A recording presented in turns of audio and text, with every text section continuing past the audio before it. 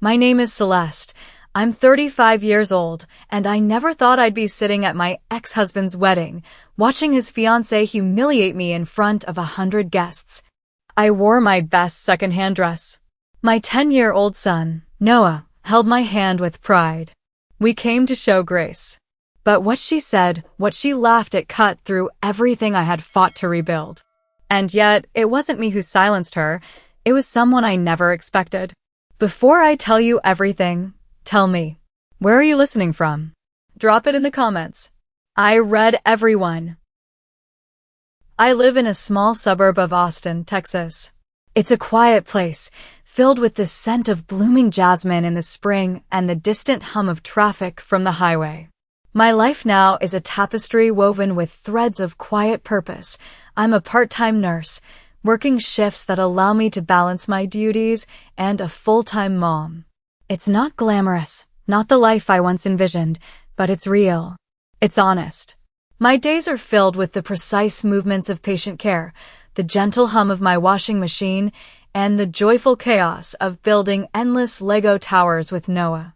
My hands, once accustomed to the delicate precision of surgical instruments, are now equally at home, organizing school lunches and bandaging scraped knees. My ex-husband, Jake, left when Noah was 5. It wasn't a dramatic exit, no screaming matches, no public scenes of infidelity.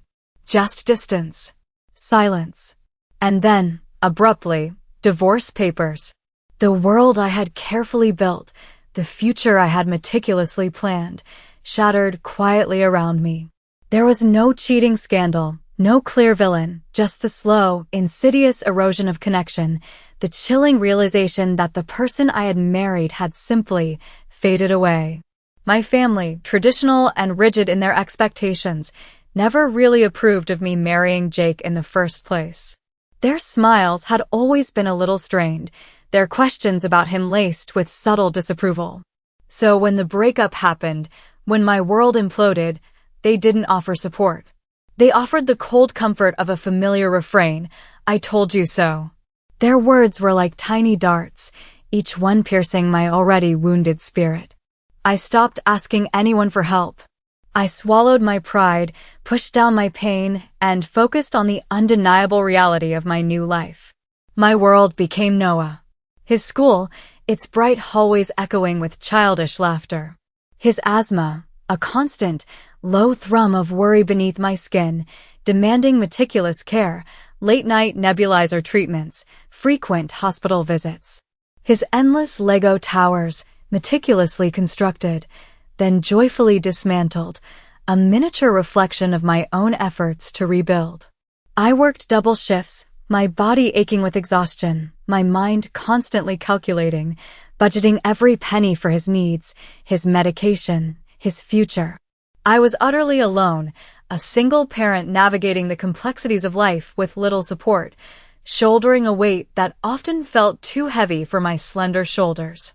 The profound loneliness was a constant companion, a quiet ache that settled in my chest during the long, silent evenings after Noah had fallen asleep.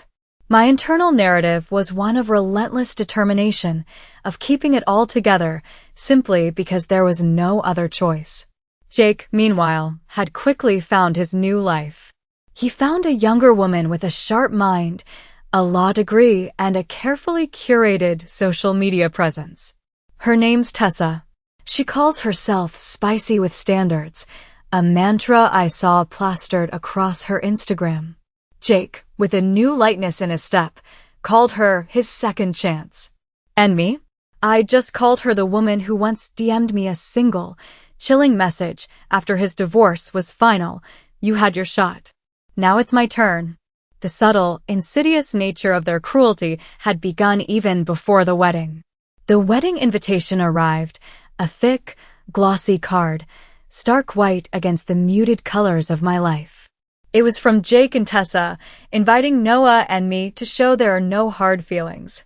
The words felt like a carefully crafted lie, a thinly veiled attempt at public relations, designed to maintain a facade of amicable separation. My stomach clenched. My first instinct was to refuse, to bury myself in my work, in my quiet routine. But Noah, my sweet boy, his eyes wide with innocent excitement, begged to go. For the cake, Mom, he pleaded, his small hand tugging at my shirt. I looked into his hopeful face, saw the genuine anticipation there, and I said yes. Not for them. For him. It was a sacrifice, another quiet concession in a life filled with them. The wedding venue was pure Pinterest. Every detail meticulously curated. Eucalyptus draped from fairy lights, casting a soft, ethereal glow. White chairs lined the aisles. The air hummed with the soft murmur of hundreds of curated guests, their faces composed, their smiles fixed. The scent of expensive flowers mingled with the sweet aroma of gourmet catering. We arrived, Noah's small hand clutching mine, his excitement a palpable thing. I wore my best second-hand dress, a simple navy silk that felt comfortable, understated. My only adornment was a quiet strength, a subtle armor I wore against the inevitable discomfort. We sat near the back, by the discreet speakers for the band, trying to be invisible, to fade into the background. I smiled, a practiced mask on my face. I clapped politely, my hands making no sound, my applause swallowed by the louder, more enthusiastic waves from the crowd. I stayed small, my presence muted, my emotions carefully guarded, watching the spectacle unfold. The quiet hum of unease was a constant companion beneath the surface. The reception flowed with champagne and carefully orchestrated smiles. Toasts were made, speeches delivered, each word a polished affirmation of Jake and Tess's perfect love, their bright future. My presence, a silent observer in the back, became a quiet hum of growing dread. I watched them, performing their roles flawlessly, their faces radiant in the soft glow of the fairy lights. Then came Tess's speech. She took the microphone, her voice clear, confident, ringing through the large room.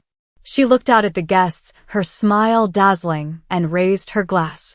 Her words, delivered with a casual air of triumph, a practiced ease, cut through the ambient hum like a razor blade. And a huge thank you to the first wife, she began, her gaze sweeping over the crowd, landing briefly, pointedly on me, for showing us what not to do. Laughter. It erupted from 100 guests, a wave that swelled, loud, unapologetic, filling the room. Not nervous chuckles, but real, genuine laughter. It resonated through the microphone, amplified, deafening, a brutal chorus of public humiliation directed solely at me. My fingers tightened on Noah's small shoulder, my nails digging into his shirt, an unconscious act of anchoring myself, of trying to absorb the shock. My heart cracked. A sharp, searing pain erupted in my chest, a profound agony that surpassed any physical wound. The air left my lungs in a silent gasp. The room spun. The fairy lights blurred into streaks of raw, painful color. Every eye in the room, it felt, was suddenly fixed on me, a cautionary tale, a public spectacle. My face burned with humiliation, tears stinging my eyes, but I swallowed them down, a dry, bitter taste in my throat. And then, Jake, my ex-husband, took the microphone, his voice smooth, charming, adding another layer of cruelty. "Seriously, folks," he said, his gaze sweeping over the crowd, then, pointedly, landing on me, "Celeste's resilience taught me everything, especially what I don't want in a partner." The words were a double blow, a calculated, devastating final act of betrayal. He had not just allowed it, he had participated. He had validated her cruelty. He had publicly disowned me, not just from our shared past, but from my very identity. My heart, already fractured, felt like it was breaking further, cracking open, utterly exposed. But I didn't cry.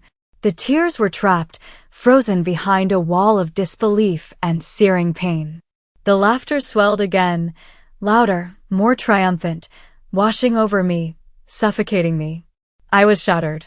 My world, for a moment, dissolved into a terrifying void of public humiliation and profound despair. My breath hitched in my throat, a painful gasp. All I could feel was the weight of 100 judging eyes, the sound of their laughter, and the chilling silence of my own broken heart. Noah looked up at me, his innocent face etched with profound confusion. "Why would Daddy say that, Mom?" he asked, his voice small, filled with a bewildered innocence that twisted the knife deeper into my already raw wound. My heart, already shattered, ached with a pain almost unbearable. I opened my mouth, desperate to find words, to explain the inexplicable, to shield him from the cruel reality of adult betrayal, but nothing came out. My throat was tight, constricted, choked by a sudden, overwhelming wave of grief and humiliation. My vision blurred, tears stinging my eyes, but still, I didn't let them fall. Not yet.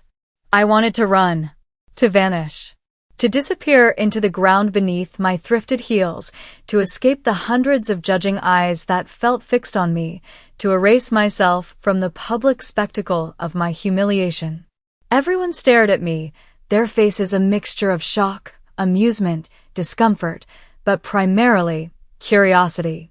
I was a cautionary tale, failure wrapped in polite makeup and a second-hand dress.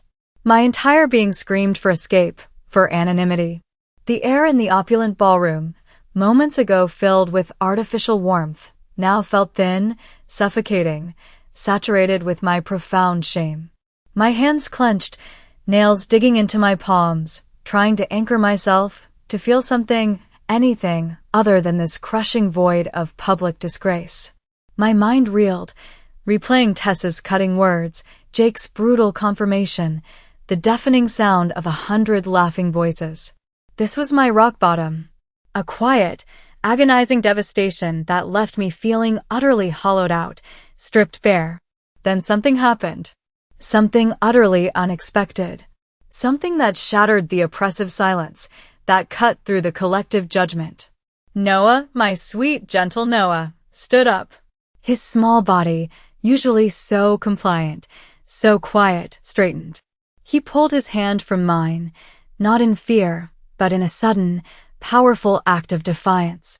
My heart leaped into my throat, a frantic flutter of disbelief and fear.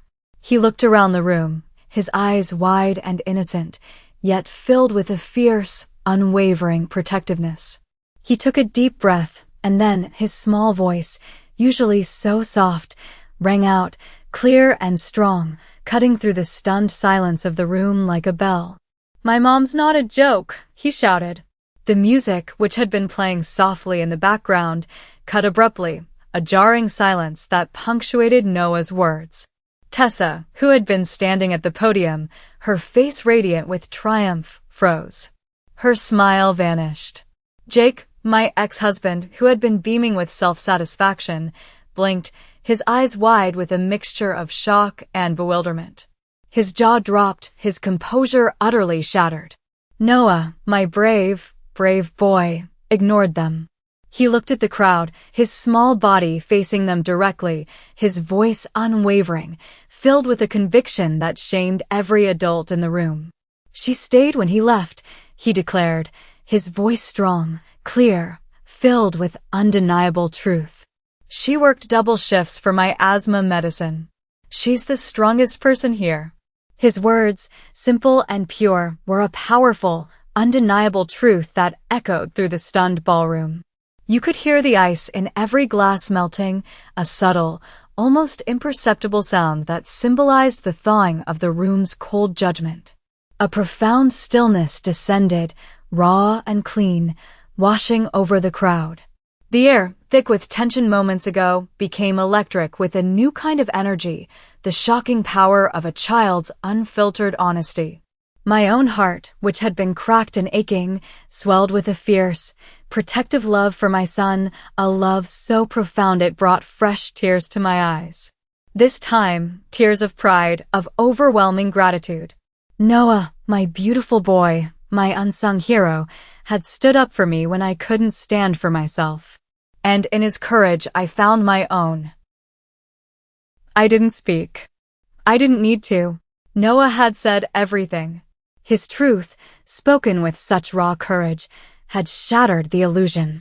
I just stood, my hand trembling slightly as I brushed it over Noah's small shoulders, my touch a silent embrace, a profound thank you. My voice, when it came, was soft, but imbued with a clarity and strength I hadn't known I possessed. "We're going home, Noah," I said, my gaze sweeping across the stunned faces of the guests, then settling, briefly, on Jake and Tessa, their expressions a mix of disbelief and dawning horror. My words were not an accusation. They were a profound statement of my dignity. Guests who had moments ago been laughing at my expense now moved aside, their bodies parting to create a path for us. Some looked ashamed, their eyes lowered, unable to meet my gaze. Others clapped. Quietly, slowly, a ripple of soft applause, like a gentle rain, began to spread through the room, growing in volume as we walked towards the exit. It was a tentative, almost apologetic sound, as if they had just realized something profound, something deeply shameful about their own complicity. The silence that had once marked my invisibility was now filled with the subtle sound of their belated acknowledgement. The emotional release was immediate, visceral. As we stepped out of the ballroom, the cool night air hitting my face, tears finally streamed down my face, not tears of pain, but of profound relief, of overwhelming gratitude, of a complex mixture of sorrow and a surging sense of liberation. My healing began not in a quiet therapy room, but in the raw, public aftermath of that wedding, ignited by my son's courage. I clung to Noah's small hand, his presence a tangible anchor in the swirling chaos of emotions. My quiet journey had taken a public turn, and I was finally, irrevocably, on the path to reclaiming my dignity. My life after that night became a meticulous, intentional process of rebuilding. I focused fiercely on Noah, his school, his health, every detail of his well-being. The bonds between us, already strong, deepened, forged in the crucible of that public moment. I allowed myself to grieve, truly grieve, for the losses, the marriage, the family I thought I had, the years of unseen struggle. The tears came, sometimes in quiet moments, sometimes in overwhelming waves, but they were cleansing, cathartic. I found a new community, a chosen family forged in authenticity and shared values. My friendships deepened, nurtured by genuine empathy and unwavering support. I resumed my part-time nursing, finding solace in the tangible act of caring for others, my hands steady, my heart open. The constant exhaustion that had plagued me for years slowly began to recede, replaced by a quiet, sustainable energy. My life was simple, yes, but profoundly meaningful, grounded in the love of my son and the hard-won peace of my own dignity. A week later, a strange, unexpected missive arrived in my mail. It was a letter, thick and cream-colored, with no sender's name. My heart gave a small flutter of apprehension. I opened it carefully. Inside, there was no name. Just one powerful line, written in an elegant, unfamiliar script. Your son reminded all of us what real love looks like. The words were a profound, anonymous validation, a quiet acknowledgement that transcended the chaos of that night. They confirmed that Noah's truth had truly resonated, that his courage had awakened something in others. That night changed everything. Not because I yelled or demanded respect, but because a child stood up when adults stayed silent. And that's when I learned, sometimes you don't need to fight to win. You just need to stand tall and let truth speak for itself. My healing journey continued, quiet and persistent, like a river carving its path through stone. The profound public humiliation, the raw pain of betrayal, began to transform into a quiet strength, a deep well of resilience. I spoke at small community gatherings, sharing my story not for drama, but for truth. For those who had felt unseen, unheard. I wasn't trying to shame anyone. I was simply illuminating the truth of what emotional neglect and public cruelty can do to a soul. I became a quiet advocate for dignity, for empathy, for the profound power of self-worth. My relationship with Noah, already the deepest bond in my life, grew even stronger. He became my quiet confidant, my unwavering support, a living testament to the love that had sustained me through the darkest days.